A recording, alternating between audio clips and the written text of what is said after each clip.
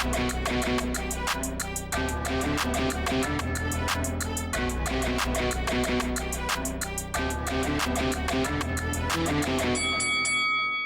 guys, welcome to Boxing Squad for boxing news and views from around the internet.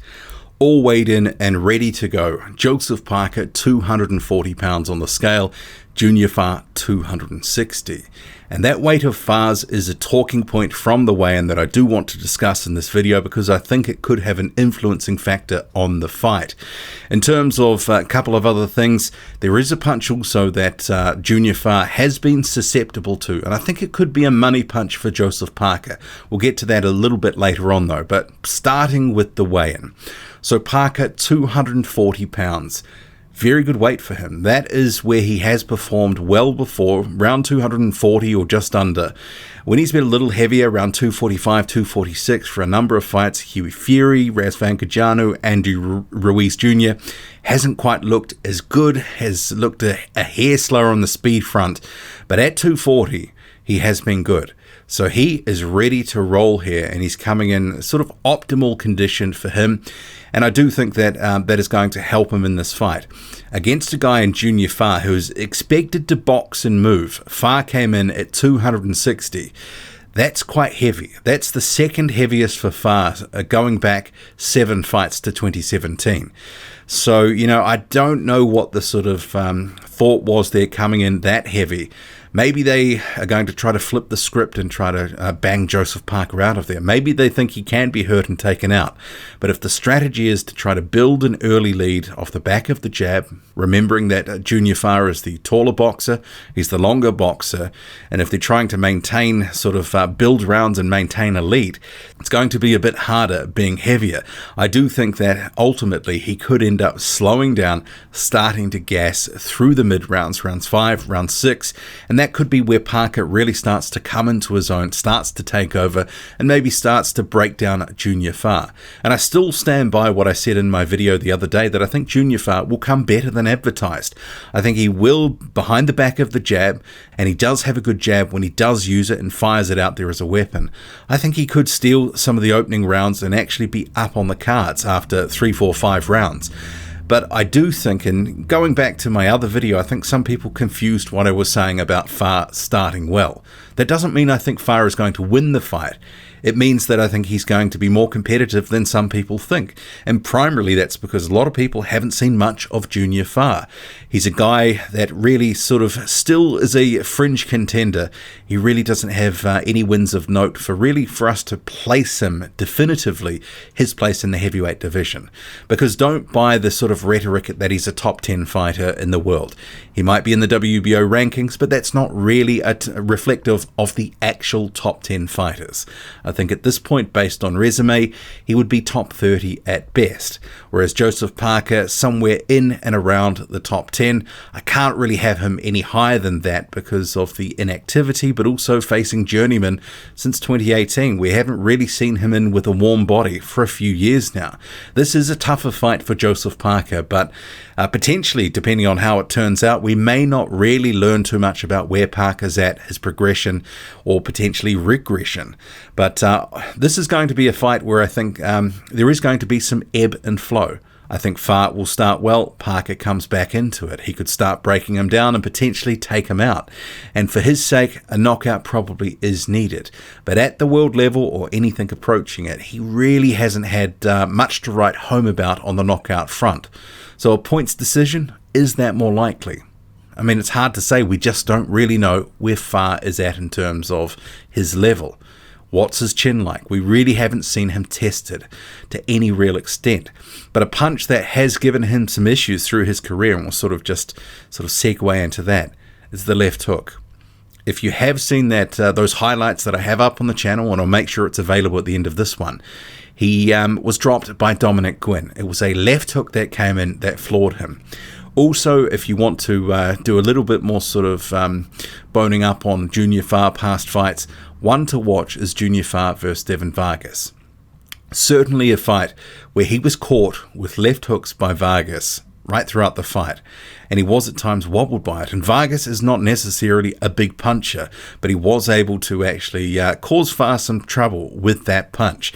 So I think Joseph Parker, with his speed advantage, and obviously he will know that that left hook, would have done their homework. They know that that left hook, if they can land it, it can do some damage. And I think Parker will feel confident that he can actually make some inroads into Fa, can land that punch at some point, and maybe he can hurt Fa with that point. If Dominic Gwynn can drop him with one, Joseph Parker can too. But we saw against Gwynn, Fa had good powers of recovery, and he was able to box conservatively after that and get a comfortable decision. I think maybe we will see, if Fa does get hurt, that he goes into his shell to some extent. And that could be the point where Parker is able to really rack up some rounds under his belt, potentially, canter to a points decision. Ultimately, a knockout probably is what his career needs. Knockouts really sell heavyweights, and Joseph Parker at the world level or approaching it, he is a guy that basically goes the rounds in the bigger fights in his career.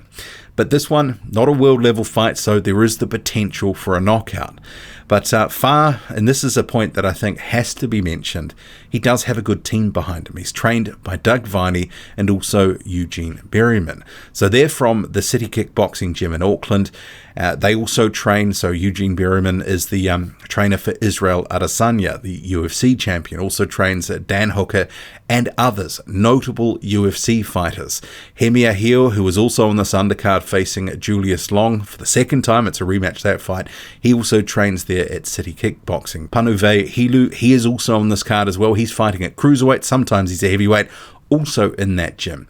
So there is a case to say that, he's been getting some good sparring, he's been in a good environment, and I do think Junior Fa has been progressing and getting better.